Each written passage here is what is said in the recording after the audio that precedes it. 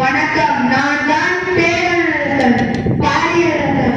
நான் முல்லைக்கொடி படங்களுக்கு என் தேவையை தந்தவன்.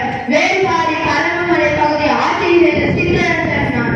நான் வீரத்தில் சிறந்தவன், தொடர்ந்து கொண்டவன். நான் வேலின் குலத்தலை என்பதால் வேல்பாரி என்று அழைக்கப்பட்டேன். பரமமலை என்கிற பிறமலை தற்போது சிவகங்கை மாவட்டம் சிங்கம்புணரி அருகில் உள்ளது. நன்றி. நான் தான்